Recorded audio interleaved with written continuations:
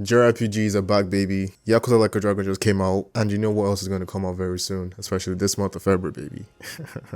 We're obviously talking about Final Fantasy VII Rebirth, the game that we've all been waiting for, or at least I've been waiting for, because Final Fantasy VII Remake was a great game for what it was. I never played the original Final Fantasy VII, but seeing the previews of Final Fantasy VII Rebirth, seeing all the details, seeing how good the game looks. Have you seen how good the game looks? Nah. We have to talk about it today, baby. We have to talk about it today. And we're going to talk about why you should be excited for Final Fantasy VII Rebirth as much as I am. And features that I'm looking forward to, especially in a Final Fantasy game. Even though Final Fantasy 16 came out last year, I enjoyed it. It wasn't the best, but we're talking about Final Fantasy VII Rebirth today. Men and women of culture, welcome back to the channel. It's your boy Senzu, back again, back with another video. 2024, starting off again. Thank you for staying tuned. Please make sure you stay to the end of the video so we can talk about more Final Fantasy VII videos. And on this channel, especially for this month, I'm considering this month Final Fantasy month. Final Fantasy February. Even though it is also Black History Month, but you know what I mean. Now, without further ado, let's hop into the video. Final Fantasy VII Rebirth is the second installment in the Final Fantasy VII Remake trilogy, or what you want to call it, right? So, Final Fantasy VII, obviously, Remake, focused on Midgar, and focused on how, to be fair, there were a lot of things that were right for Final Fantasy VII Remake, and there were things that weren't right in regards to Midgar. As far as I can tell, Midgar was meant to be a 10-hour game in the original Final Fantasy VII. It being expanded into 40 hours definitely means there was a lot of fluff, there were a lot of things that could be cut out, a lot of fats, but that's gaming. Now, with Final Fantasy VII Rebirth, this is now the time when the people in Final Fantasy VII explore the open world.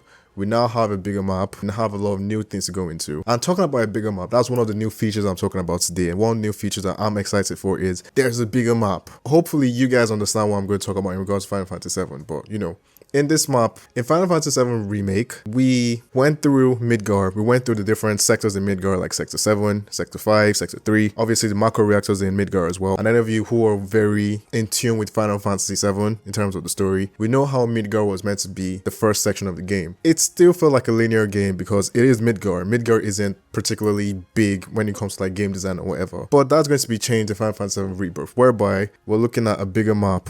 I think we even saw Gongaga, we saw Junon. How do I know these things? That's going to be discussed in another video, but I'm excited to explore the map. And with JRPGs, especially one that looks this good, one that feels this good to play, even though I haven't played it, but going off what I played with FF7R, I'm 100% sure it's going to be something good. And it's also going to be something good because with a bigger map, you obviously need mounts. Now, an issue I had with Final Fantasy 16 was the transition, the movements felt slow, especially going around the map that was so big. Yeah, the map wasn't like an open world that didn't have non-loading transitions. I mean, yeah, they were cut into different sections. But I felt that I needed more pace, more speed in transporting around the world, which is why Chocobos are back in Final Fantasy VII Rebirth. Chocobos, so going off of what we've seen in the previews, there are going to be different types of Chocobos. You have Chocobos that can climb on mountains, which is, you have Chocobos that can fly, obviously because they're big as birds, and then you have Chocobos that I guess run fast. That's something I'm looking forward to in regards to the mounts. Hopefully, it does make sense. Hopefully the mounts are as fast as they're meant to be,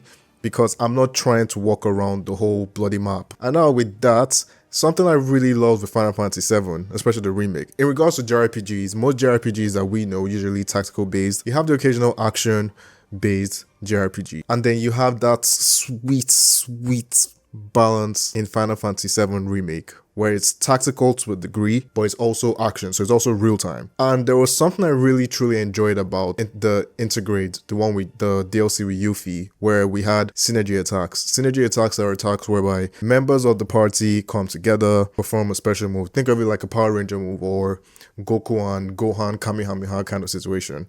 And so in Final Fantasy VII Rebirth, from the previews we've seen loads of synergy attacks. We've seen synergy attacks with Cloud and Aerith. We've seen synergy attacks with Aerith and Tifa. We've seen synergy attacks with Red 13 and Barret. We've seen synergy attacks with Cloud and Yuffie. It's going to be a masterpiece. We've also seen synergy attacks with Kate or Kate Ketsif. I pronounce his name. That's the discourse for the FF7, the FF community in general. So yeah, synergy is also something I'm really looking forward to. Something I really think is going to be something massive. It's a feature in regards to combat that I'm really looking forward to. And finally, a new feature, not necessarily a new feature, but a feature that I think that everyone would appreciate in FF7 Rebirth is the fact that you don't necessarily have to play FF7 Remake to get an understanding of FF7 Rebirth. Yes, would you potentially miss out on story beats Yes. Would you appreciate the story more if you went through FF7 and then Rebirth? Yes. But you don't have to, which is a good thing. You don't have to do those things. So similar to like Alan Wake 1 going to Alan Wake 2,